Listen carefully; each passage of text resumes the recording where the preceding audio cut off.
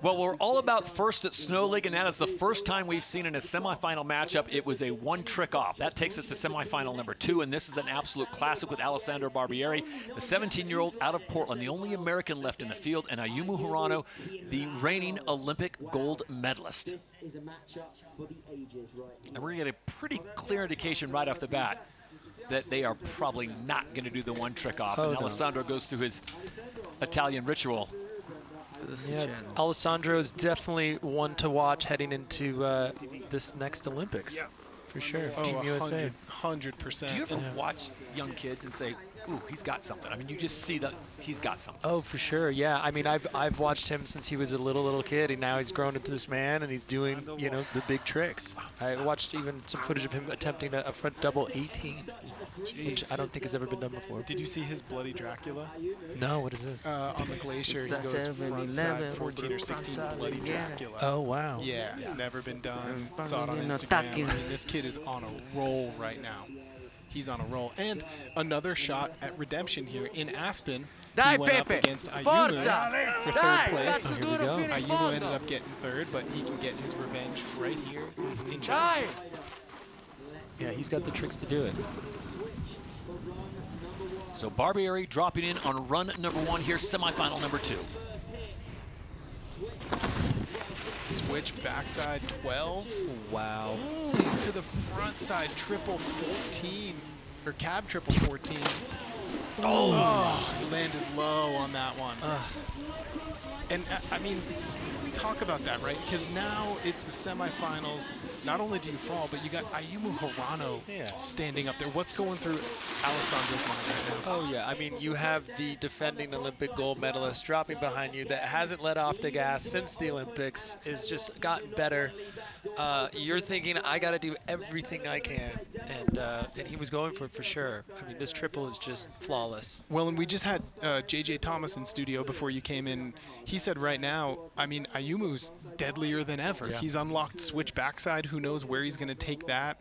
He's expanding his rotations, and obviously his amplitude is world class. I mean, he's a dangerous dude. Yeah, no, I mean, the switch backside was something that I feel like was his only missing, trick, and now that he can pull that out, it's going to really change everything. If you were coaching Ayumu Hirano right now, what would you tell him? Would you say bring it down to an 8 of your 10? Or for this run? Yeah. Oh, you know what? I think he could definitely play it pretty safe for this run, but safe for Ayumu is just unobtainable for most of us. Extremely dangerous for exactly. 99.9% of the global population. And he's a wild guy. He might just be like, oh, this would be good practice.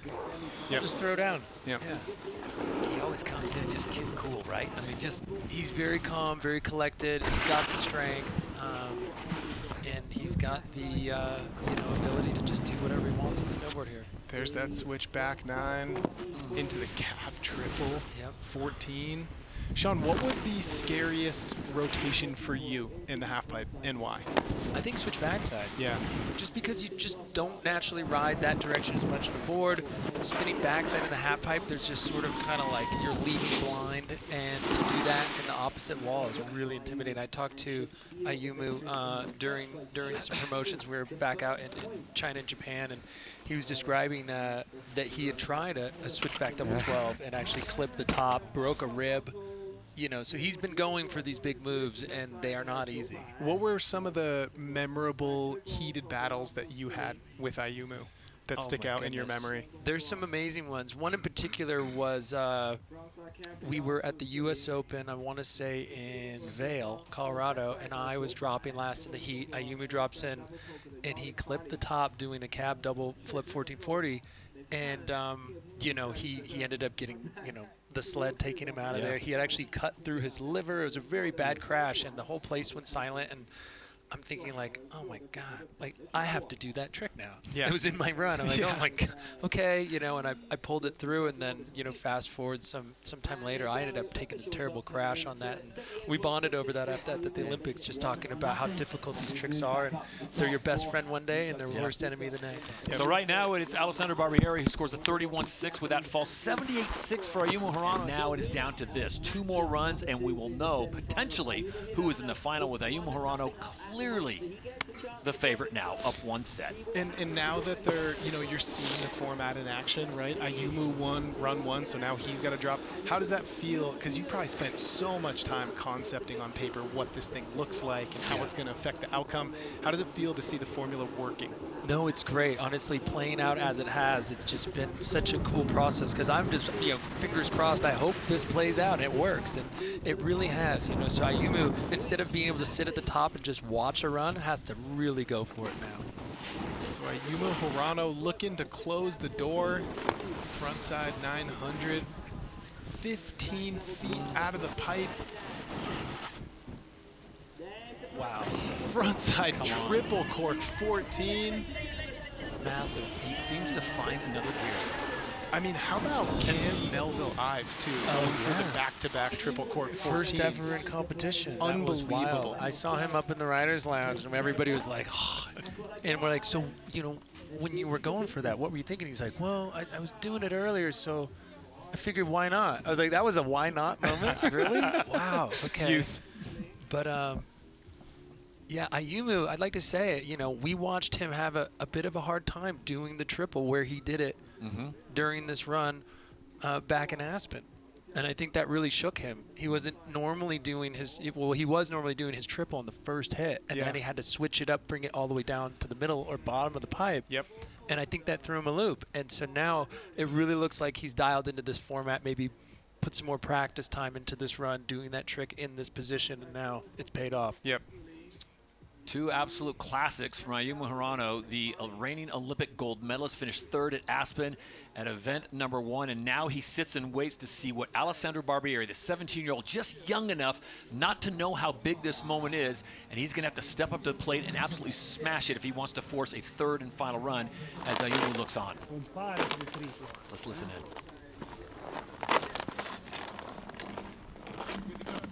Quando vuoi puoi andare. So we are back up to the top, ladies and gentlemen. High pressure for the young rider from the Pacific Northwest of the United States of America. But you know what they say about pressure? It creates diamonds. This young 17-year-old, his chance to shine right now. He needs to take home a victory in this run. He needs to beat the best of the pathway.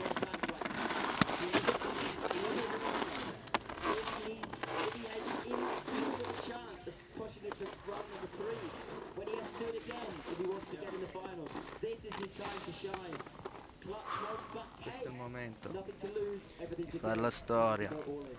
e che i forti sopravvivono.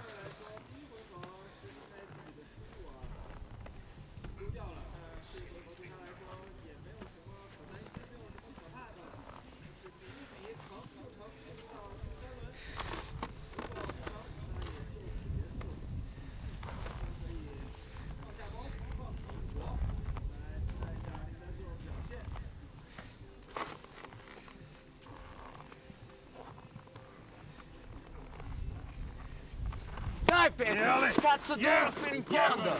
Ora è il momento! Dai Gesù! Non faccio... Almost insurmountable. Ti prego, non lo fai... Dai! And the question now is, does Alessandro Barbieri have the juice to get it done? You hear the emotion. Let's see if he can get it done. Wow. Cab triple 14 landed a little too low. I was watching him, like, if he gets this first hit, that momentum builds in the run. Exactly. Really, especially a trick like the triple, you just nail it, you feel the wind in your sails, you're going off to the next hit. But he's a talented guy, young guy, and he's got so much in front of him. At 17, he's already been in some huge moments, Shaun, and I hate, you don't want to tell him this now because it's not a moral victory, but these are the kind of moments that are going to build for the future. Oh, of course, yeah. He's just gutted right now. No, trust me, I've been in this position, and you're like, hey man, don't worry, in the future you're gonna, you're gonna learn from this moment. You don't want to hear that in this situation. You definitely want to just living it, own that feeling, and use it as fuel for the next one. Yeah, and when you were using that fuel, I mean, there were those stone walls. There were those riders who were obstacles that you had to, jump over or tear down.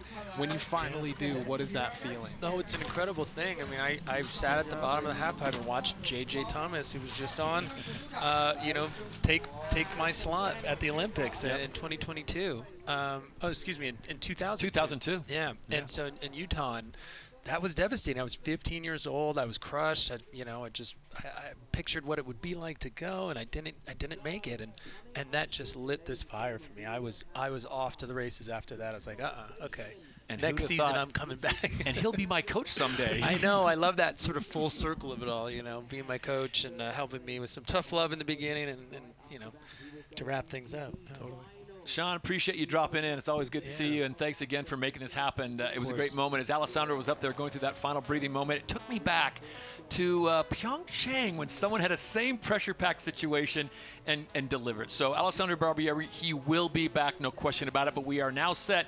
And as Shaun likes to say, I love it when a plan comes together. We have got a heavy hitter final coming for you. It will be Yuto Totsuka, the winner of the first event in Aspen, taking on the reigning Olympic gold medalist in Ayumu Hirano. It will be Japan versus Japan for the title here in China. We'll have all that for you when we return to Snow League.